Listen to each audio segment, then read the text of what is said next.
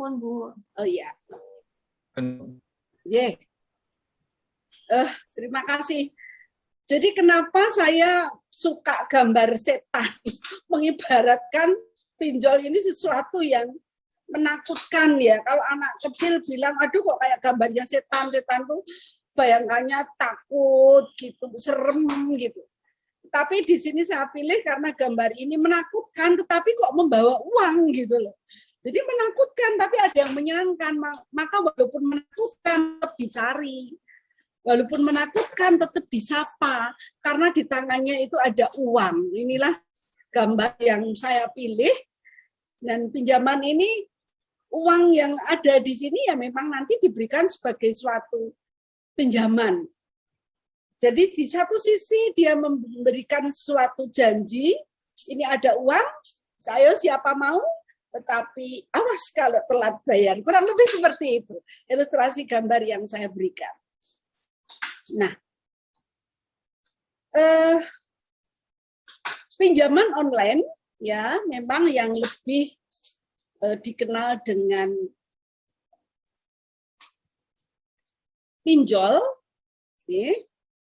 Ada banyak pengertian. Kok hilang ya? Kabarnya hilang. Nggak hilang tuh Mbak Dian? Masih ada, Bu. Kelihatan, Bu. Slide 2 sekarang. Oh ya, slide 2, betul. Nah, sebenarnya apa sih yang dimaksud dengan pinjaman online dan latar belakangnya apa? Pinjaman online itu sekarang marak sekali. Ya, kita juga akan sampaikan nanti sedikit tentang kelebihan dan kekurangan dari pinjol. Keabsahannya apa? Dan kalau sudah terjerat, sudah terlanjur pinjam, ini perlindungannya bagaimana bagi peminjam. Itulah yang menjadi poin penting bersama-sama akan saya sampaikan pada sore hari ini. Bapak, Ibu yang tadi sudah bergabung, terima kasih sekali. Ada apa sih dengan pinjol itu? Mengapa kita perlu tahu? Sebenarnya saya setuju Mbak Dian dan Pak Yuli, itu bukan hanya keluarga muda ya, tetapi keluarga yang lain, bahkan yang belum keluarga pun sebenarnya perlu tahu apa itu pinjol. Tadi sudah disinggung Mbak Dian. Pinjol ilegal tercatat oleh SWI saat ini sudah ribuan. Tetapi oleh Kemenfo juga sampai September ini sudah diblokir ini sekitar 3.900-an. Ini tentang pinjol yang ada. Jadi baru Juli sampai September aja sudah tambah sekian ratus. Demikian maraknya pinjol ini. Ya. Mengapa kita perlu tahu, Bapak Ibu, tentang pinjol? Supaya Bapak Ibu, Saudara, semuanya dan saya ini boleh tahu tetapi tidak terbuai gitu loh ya. Walaupun di satu sisi itu memegang suatu kemanfaatan uang gitu, tetapi kita jangan terbuai oleh sesuatu yang kelihatannya menyenangkan. Ya.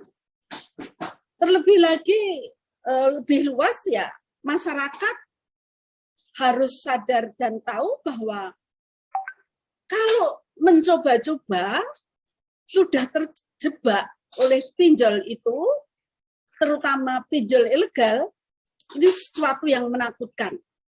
Bapak Ibu Persani atau Bapak Ibu amati di beberapa tayangan YouTube, saudara kita yang sudah terjebak pinjol ilegal terutama, itu sampai demikian takutnya, demikian parahnya menerima akibat dari pinjaman itu.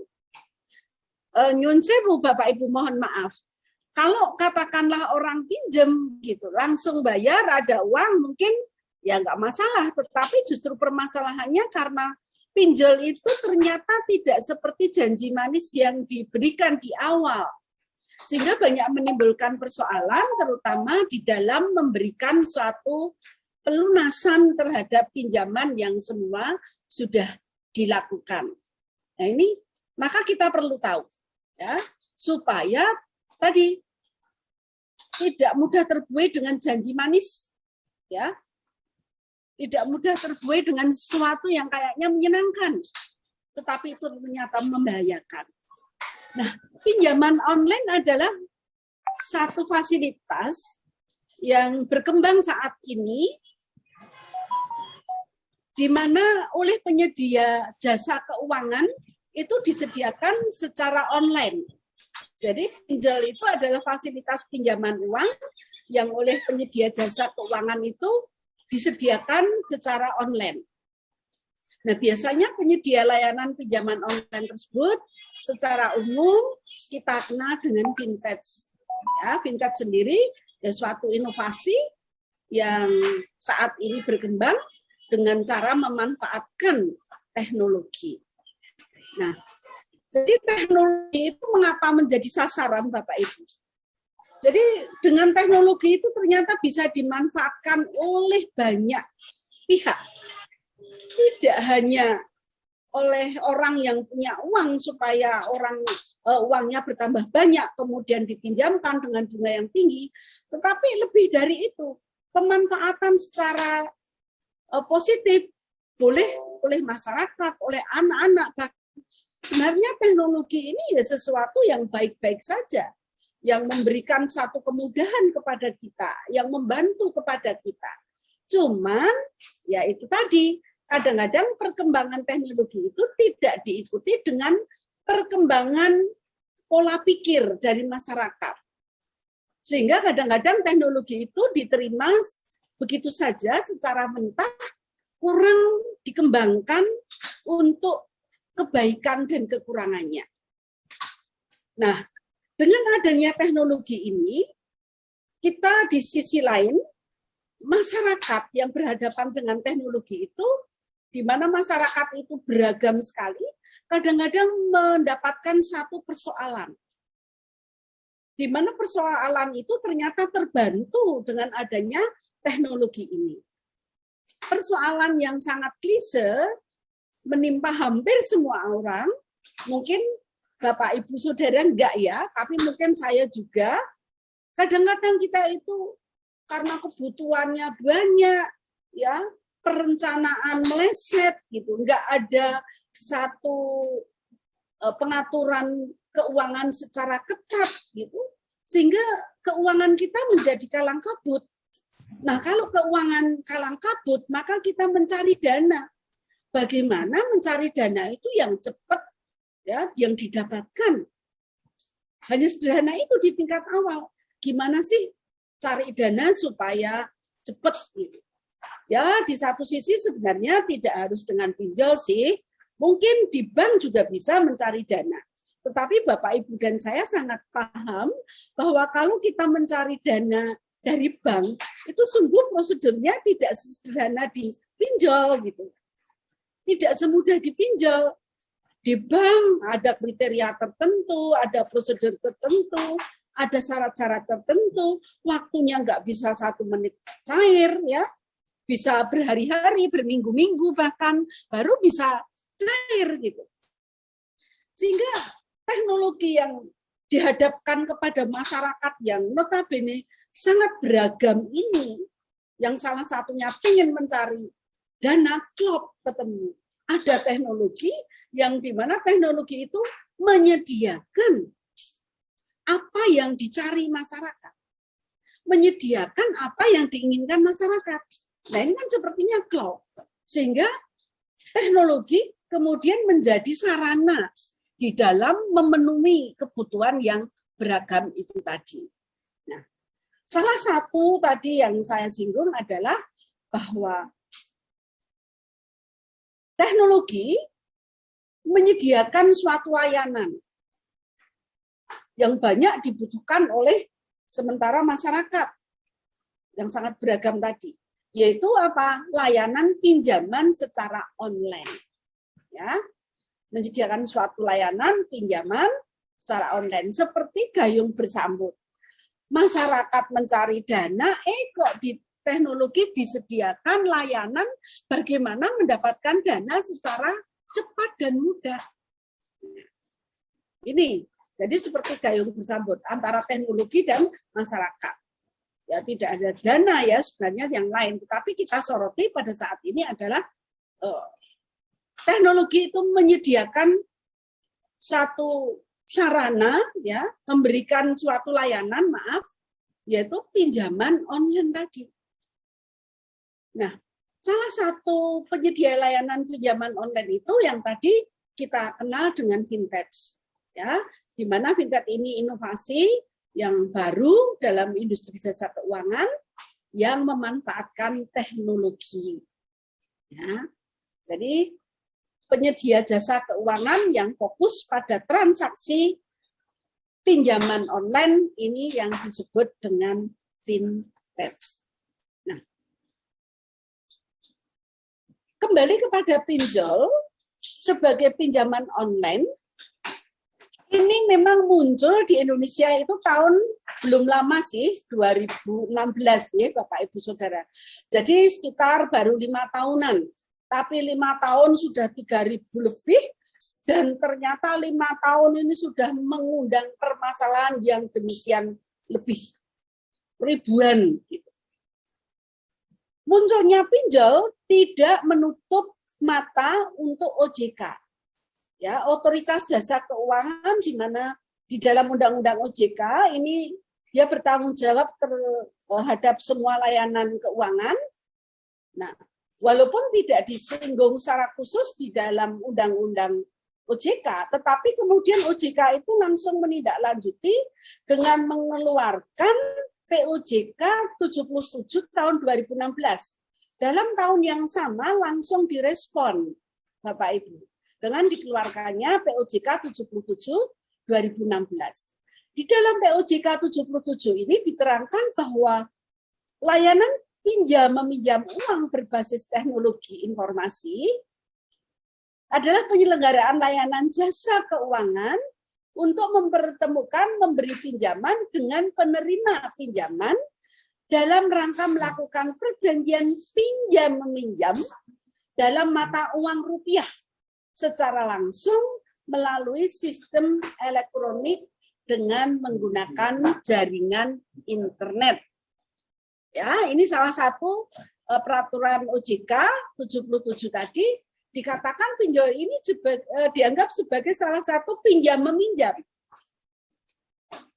Nah, ini sebenarnya nggak salah karena memang di dalam KUH Perdata kita, ya, KUH Kitab Undang-Undang Hukum Perdata, yang ini ada juga yang mengenalnya dengan BW, karena Kitab Undang-Undang Hukum Perdata itu terjemahan dari BW, Burgerlijk Wetboek, di mana dalam pasal 1754 KUH Perdata itu menyatakan bahwa pinjam-meminjam di sana disamakan dengan pinjam pakai habis adalah suatu perjanjian yang menentukan pihak pertama menyerahkan sejumlah barang yang dapat habis. Nah, uang ini dianggap sebagai barang yang dapat habis terpakai kepada pihak kedua dengan syarat bahwa pihak kedua itu akan mengembalikan barang sejenis. Ya, kalau uang berarti mengembalikannya juga uang ya, Bapak Ibu, kepada pihak pertama dalam jumlah dan keadaan yang sama. Nah, ini kalau pasal 1754 ini memang tidak mengharuskan dengan jumlah yang berbeda atau lebih, itu enggak ada. Tetapi di dalam pasal 1754 yang namanya pinjam-meminjam itu, ya dalam barang yang sama dikembalikan ya barangnya yang sejenis, jumlahnya juga sama. Nah, OJK tadi enggak salah mencantumkan pasal ketentuan pinjol itu sebagai satu pinjam-meminjam.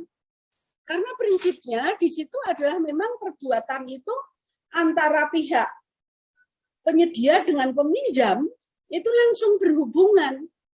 Meminjamkan uang, barang yang habis bisa habis pakai, kemudian nanti juga harus dikembalikan berupa uang juga. Barang yang sejenis 1754. Ini dikatakan sebagai satu pinjam meminjam. Nah, di dalam pinjam meminjam itu memang lebih jauh nanti bisa berkembang sebagai suatu persetujuan, ya. Persetujuan di mana dalam pinjam meminjam itu pasti ada satu kesepakatan di antara yang pinjam dengan yang meminjamkan. Mesti di sini ada satu kesepakatan. Jadi 1754 ini juga pinjam meminjam di sana dikatakan bahwa ini juga harus ada syarat yang harus dipenuhi. Kalau misalnya ada yang mau meminjamkan, tapi yang meminjam nggak mau, kan nggak akan terjadi pinjam meminjam. Pinjam meminjam itu muncul ketika ada kesepakatan antara mereka. Kesepakatan antara yang meminjamkan dengan yang meminjam, mengikatkan dirinya. Jadi ada satu kesepakatan. Yang kedua yang harus dipenuhi dalam pinjam meminjam itu juga bahwa yang melakukan ini harus cakap.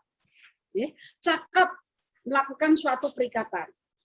Jadi kalau yang namanya pinjam meminjam ini nggak cakap, pengertian cakap di sini adalah cakap menurut hukum, ya Bapak Ibu. Kalau namanya pinjam meminjam itu ya dilakukan oleh orang dewasa, gitu ya. Kalau yang namanya anak-anak ini pinjam meminjam biasa yang tidak menimbulkan satu akibat hukum. Tetapi kalau kesepakatan tadi yang dilakukan oleh pihak peminjam dengan yang meminjam, ini yang melakukan kesepakatan itu harus cakap. Nah, cakap menurut hukum itu macam-macam, Bapak Ibu. Kalau mau pinjam ya dewasa ukurannya itu sebenarnya adalah 21 tahun atau sudah menikah sebelumnya. Jadi kalau 18 tahun mau pinjam boleh saja.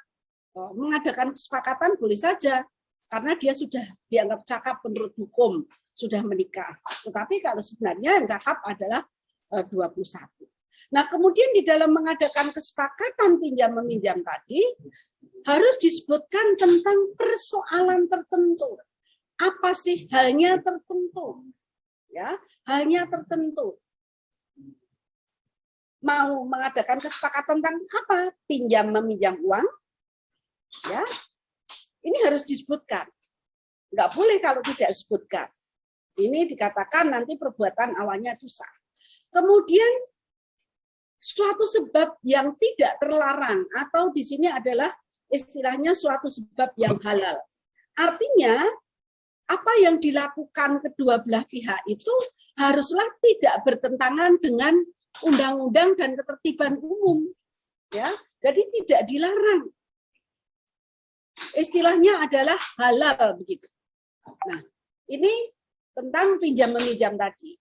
Nah, sebagai satu ilustrasi pinjam meminjam online ini memang ada beberapa prosedur ya.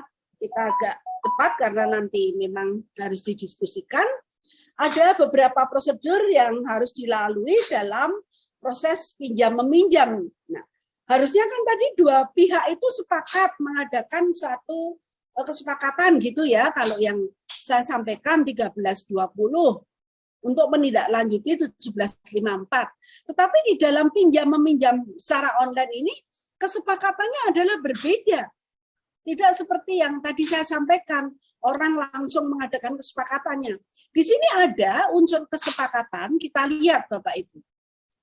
Seseorang yang mau meminjam pinjol, memanfaatkan pinjol setelah dia membuka suatu aplikasi, dia download aplikasi itu, kemudian dia melakukan suatu pendaftaran. Nah, suatu pendaftaran ini kan dianggap sebagai suatu inisiatif peminjam ingin mengadakan suatu kesepakatan. Ya, pendaftaran ini mengajak suatu kesepakatan dalam pendaftaran. Nah, harusnya ketika terjadi suatu pendaftaran, ini penyedia layanan tidak langsung memberikan satu pinjaman itu, karena kalau dari beberapa cerita itu 1 menit, 5 menit, 1 hari sudah langsung cair. Padahal sebenarnya kalau alurnya itu udah benar Bapak Ibu. Setelah ada pendaftaran, maka di sana akan ada analisa pinjaman. Ya, melalui aplikasi itu akan dianalisa berapa pinjaman yang diajukan gitu. Nah, kemudian setelah dianalisa baru terjadi suatu kesepakatan. Nah, kesepakatan inilah kemudian ada suatu verifikasi data. Yang di dalam aplikasi itu Bapak Ibu, terakhir itu ada poin yang mengatakan menyetujui untuk aplikasi mengakses seluruh kegiatan yang dari chat Bapak Ibu atau apa yang kegiatan kita melalui aplikasi itu. Jadi mengakses kegiatan kita melalui aplikasi. Kalau HP ya di HP kita itu akan diakses. Namanya orang butuh, kadang-kadang ini diabaikan. Kemudian kita langsung centang saja. Nah, kalau sudah centang, berarti data kita itu sudah langsung masuk ke dia semuanya. Loh, kalau begitu nggak usah dicentang. Inilah, Bapak Ibu, keistimewaan pintarnya pinjol itu gini. Kalau nggak dicentang, diperbolehkan mengakses data kita, memverifikasi data kita, ya nggak akan terjadi kesepakatan. Jadi ini jebakan pertama muncul di situ. Jadi kalau kita mengklik memperbolehkan untuk kesepakatan verifikasi, wah masuk semua. Tapi kalau enggak ya nggak akan terjadi kesepakatan. Muncullah kesepakatan di tahap ini.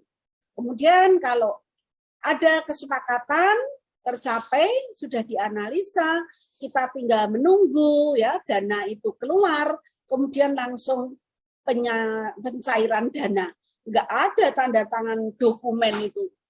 Ya, ternyata langsung aja nggak tanda tangan pun langsung dikeluarkan. Itu pinjaman online. Jadi kalau secara ringkas, Bapak Ibu, apa yang saya sampaikan tadi, kelihatannya memang ada kelebihan dari pinjaman online itu. Apa kelebihannya? Mudah. Ya, karena perkembangan teknologi ini mudah ditemukan. Yang tadi saya sampaikan tinggal download aplikasi ya melalui Play Store sudah kita temukan. Ini mudahnya. Kemudian kelebihan yang lain, pendaftarannya mudah. Nggak perlu dengan kalau kita pinjam ke bank itu kan ribet ya. Ada banyak ngisi form banyak sekali, ada persyaratan-persyaratan yang harus dipenuhi. Tetapi di dalam pinjol ini enggak, mudah pendaftarannya. Tadi cukup klik buka aplikasi, ngisi, klik lagi, wow sudah dapat. Ya. Kemudian kelebihan yang lain pengajuan ini dapat melalui aplikasi. Ya, ini tadi sudah disampaikan. Jadi memang namanya saja pinjaman online ya pengajuannya melalui aplikasi. Kemudian dana yang diajukan itu cepat sekali cair. Dalam waktu 1-3 hari kerja saja, ini pinjaman sudah turun Bapak Ibu. Ya. Ini kalau kelebihannya dari pinjaman online tadi. Tapi di balik itu, ternyata di balik kemudahan itu ada kekurangannya. Dan kekurangannya ini cukup memberatkan Bapak Ibu. Apa? Yaitu memberatkan kepada peminjam karena dari segi bunga. Kalau iming-imingnya bunga itu misalnya hanya 1% per hari. Tetapi prakteknya bisa 20% loh bunga itu. Satu hari kalau katakanlah 1%, pada nanti ini keterlambatannya dikenakan bunga lagi. Istilahnya bunga berbunga, 1 bulan bisa berapa? Dari video-video yang sebenarnya saya mau tayangkan sih, ini ada yang pinjemnya 1 juta, nerimanya 600, belum 1 bulan, baru 1 minggu, sudah menjadi 1.100.000. Ya, pinjam 1 juta, nerimanya 600, baru 5 hari, sudah menjadi 1.100.000. Itu pun belum 5 hari sudah ditagih. Bahwa 2 hari lagi jatuh tempo misalnya, itu sudah diberikan 1 WA seperti itu. Bunganya sangat-sangat tinggi ini. Itu baru 5 hari ya, 7 hari. Belum kalau 1 bulan jadi berapa? Kemudian masa tenornya juga terbilang tidak terlalu lama. Tadi Bapak Ibu, kita pinjam 7 hari, 5 hari sudah di WA. Ya, 7 hari, 5 hari, ya 1 bulan gitu. Memang bisa sampai 180 hari. Masa tenor yang diambil ini sangat berpengaruh terhadap bunga dan cicilan. Ya, rata-rata pinjaman online itu bisa langsung cair loh Bapak Ibu. Ada yang sampai 20 juta sampai 30 juta. Ini kekurangannya. Nah, kekurangan yang lain tentu saja adalah semakin banyak maraknya penipuan melalui pinjaman online tadi. Nah, pinjol sendiri kepada pinjol itu ada yang legal, ada yang ilegal. Maksudnya legal itu adalah resmi terdaftar, sedangkan ilegal itu adalah tidak resmi. Ya, ini kalau legal ini kan pasti terdaftar. Terdaftarnya di mana? Di OJK. Ya, karena bisa mengajukan ini pendaftaran ini pinjol ini legal. Sehingga kalau kita mau pinjam, memilih apakah pinjol ini legal atau tidak, kita bisa menghubungi OJK dengan cara SMS 081 157 157 157. Ya, ini Bapak Ibu bisa menanyakan apakah pinjol ini, nama pinjol ini legal atau tidak, gitu. Dan nanti biasanya kalau sudah SMS WA ya, maaf, WA ke OJK khusus dalam hal ini nomor yang saya berikan tadi 081 157 157, ini biasanya akan direspon. Apakah pinjolnya itu legal atau tidak? Terdaftar atau tidak? Nah, mengapa Bapak Ibu kita perlu kalau kepepetnya ini mau pinjol itu ya namanya kalau mencari yang legal itu kan ada perlindungannya ya kan. Kalau ada sesuatu tuh ada yang membela lah paling tidak. Ada yang membantu paling tidak untuk mengatasi persoalan-persoalan yang muncul ya. Tetapi kalau tidak legal namanya saja nggak resmi ya. Kalau orang Jawa bilang ya namanya nggak resmi itu gimana? Ya angel cekelane gitu ya, sulit dipegang, dasarnya juga nggak ada. Gitu. Nah, kalau sudah kita mau melihat apakah legal atau tidak, nah, di sini bisa membantu OJK. Tapi kalau nggak legal, nah laporkan juga bisa. Walaupun mungkin kita nggak kenal, bisa melaporkan, oh ini ada pinjol nggak resmi ini. Diadukan aja. Nanti OJK akan menindaklanjuti dengan mengadakan pemblokiran dan pemberhentian terhadap usaha yang tidak terdaftar tadi. Nah, karakteristik pinjol ilegal ini memang mempunyai ciri-ciri ya, yang namanya ilegal ya. Ini tolong diperhatikan ya. Ini untuk masukan saja bagi kita semua bahwa kalau kita pengen tahu ya karakternya pinjol ilegal tidak resmi itu ya satu tidak berizin pasti. Jadi kita WA ke 081 157 157 157 enggak terdaftar di OJK gitu. Kemudian aplikasinya juga tidak terdapat di Play Store. Ya. Jadi dia menggunakan link di luar Play Store. Biasanya menggunakan broadcast pesan dan WA, kemudian SMS. Kemudian ciri yang paling umum ya pengajuan pinjaman sangat-sangat mudah. Nah ini yang kadang-kadang ini sulit ditindaklanjuti karena alamat dari penyedia layanan peminjaman ini tidak jelas. Bahkan di luar negeri loh Bapak Ibu. Kebanyakan yang beroperasi di Indonesia itu pinjamannya itu penyedia dananya itu di luar negeri. Ya. Jadi nggak jelas, kita nggak ngerti. Nah, selama ini ada banyak sekali pelanggaran yang terjadi sehubungan dengan pinjol tadi. Orang kepepet cari pinjol, sudah pengen cari yang resmi. Resmi saja ada persoalan. Apalagi orang yang mencari pinjaman itu kepada pinjol yang nggak resmi, ilegal, pasti terjadi suatu persoalan. Banyak sekali persoalan pengaduan yang bisa kita ikuti, ya. Misalnya apa? Adanya satu penagihan yang intimidatif. Nah, penagihan intimidatif itu dengan mengancam. Kalau nggak bayar, nanti saya sebarluaskan beritanya. Kalau nggak bayar, saya masukkan menjadi orang DPO, daftar pencarian orang. Gitu. Kalau nggak bayar, wah, diancam ini, diancam itu, nanti saya sebarkan foto-fotonya misalnya. Ini penagihan yang intimidatif. Kemudian pelanggaran lain yang terjadi adalah penyebaran data pribadi. Nah, ini penyebaran data pribadi. Kenapa ya data pribadi kita kok bisa disebarkan, Bapak Ibu? Nah, sementara ini memang data pribadi kita itu ada di mana-mana.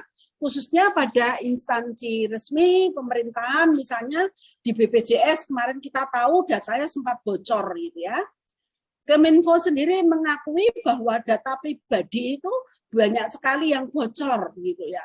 Dan sampai saat ini karena beberapa hal ya karena pengelolaan SDM dan teknologi itu sendiri ini belum bisa ditanggulangi secara penuh bahwa data pribadi itu ditanggung tidak bocor.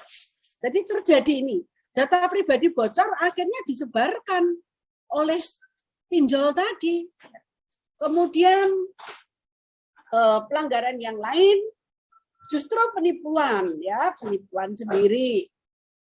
Kemudian ada pelanggaran-pelanggaran yang lain, pelecehan seksual melalui media elektronik yang terjadi, banyak terjadi untuk kasus ini, pinjol ini, ya, pelecehan seksual, yaitu dengan menyebarkan yang dulu di kasusnya di Jakarta ini seorang gadis yang disuruh telanjang di rel kereta api itu ya, pernah ada itu pelecehan seksual. Belum lagi mungkin dengan sistem yang sekarang pinternya teknologi, foto kita yang ada, karena galeri kita bisa diambil loh Bapak Ibu. Nah, ini mungkin foto-foto kita dibuat sedemikian rupa jadi telanjang, itu kan bisa. Ini juga pelecehan seksual. Ya, ini yang bisa terjadi bentuk pelanggaran yang selama ini sangat kita takuti. Nah, kemudian bagaimana kalau terjadi seperti yang tadi saya sampaikan itu? Ada intimidasi, ada pelanggaran seksual, ada macam-macam. Ini bagaimana? Nah, salah satunya ya kita ingin mencari satu perlindungan, Bapak Ibu. Kalau kita sudah terlanjur ke pinjol, kemudian karena kita telat bayar, kita diperlakukan seperti tadi, bagaimana kita? Nah, kita pasti akan mencari suatu perlindungan. Ya.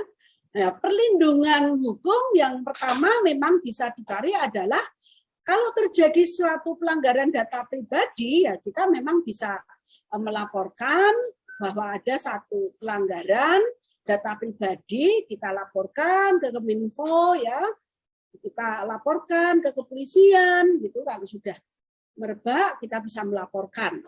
Kemudian secara khusus perlindungan hukum yang pertama, karena kita kalau meminjam kepada pinjol yang legal, pasti kita akan lapor ke OJK dulu. Sementara orang menganggap kayaknya kalau lapor ke OJK nih persoalannya selesai gitu ya. Ya memang OJK itu bertanggung jawab, tapi bertanggung jawabnya di sini ya memang terbatas, nggak seperti yang kita bayangkan Bapak Ibu. Ya OJK akan mengadakan penghentian secara administratif terhadap pinjol tadi. Nah sampai kalau terjadi sesuatu ya memang dia akan membantu, memberikan saran bagaimana harus melaporkan, ya. Ini layanan ini memang akan diberikan, pertanggung jawabnya itu terbatas ya Bapak Ibu, nggak bisa seperti yang dibayangkan kalau pengennya orang itu terhimpit kan perlindungan hukum langsung lepas itu ya enggak. Ya, mesti ada beberapa hal yang harus dilalui. Nah kemudian untuk melindungi pengguna jasa pinjol dalam mendapatkan hak-haknya, itu memang diatur dalam perlindungan konsumen. Ini sebagai satu perlindungan. Tetapi sebagai korban yang kita mendapatkan satu perlakuan dari pinjol itu memang pada akhirnya ya harus melaporkan kalau terjadi sesuatu. Nah, persoalannya melaporkan itu, yang kita laporkan itu kalau meminjam itu ya ke kepolisian lah katakanlah. Tetapi seperti kita tahu bahwa awalnya perbuatan kita itu pinjam-meminjam. Maka tidak salah kalau kemudian ada satu kepolisian tertentu, walaupun nggak semua ya. Nah, ini namanya pinjam-meminjam, ini kan perdata Bapak Ibu. Jadi bukan ranahnya kepolisian, ini kan pinjam-meminjam gitu loh. Awalnya bisa aja jawabannya seperti itu. Tetapi kalau sudah mendapatkan satu perlakuan yang lain, misalnya tadi diintimidasi, kemudian pelecehan seksual, dan yang lain-lain, kita merasa menjadi tidak aman, terancam, ya kita mengajukan ke kepolisian, dan itu merupakan satu delik aduan. Kalau namanya delik aduan, kita mengajukan ke kepolisian itu harus dengan bukti-bukti. Yang menyediakan bukti itu harus kita, gitu. Ke kepolisian dong. Belum lagi kalau kita mencari keperlindungan lain, nanti ke LBH misalnya, sama, kita juga harus menyediakan bukti. Kalau nggak ada buktinya ya nggak akan bisa ditindaklanjuti gitu. Ini gitu. Nah kemudian tipsnya kalau ini kepepetnya ya itu di tips yang untuk pinjol ya bolehlah. Ini tips kita sebarkan. Tips loh ini sebenarnya saya tidak mengharuskan, menganjurkan, tetapi kalau kepepetnya ya ajukanlah ke pinjol yang legal ya melalui website OJK dicek. Pinjamlah sesuai kebutuhan. Ya, jangan pinjam hanya untuk konsumsi Bapak Ibu. Kalau misalnya kita butuh dana cepat untuk usaha yang betul-betul itu memang bisa terpenuhi dalam 1-2 hari bisa kembali ya kepepetnya monggo lah. Jadi sesuai kebutuhan, jangan sampai kita pinjol tapi untuk konsumsi. Itu jangan sampai gitu. Tapi kalau untuk usaha yang mendesak misalnya bisa ya kepepetnya boleh saja monggo. Tapi cari yang legal ya. Nah, kemudian dalam meminjam itu pertimbangkan cicilan atau tanggungan lain. Kalau saya pinjol ini bagaimana? Yang lain nanti terpenuhi atau tidak ya. Pelajari bunga dan denda pinjamannya.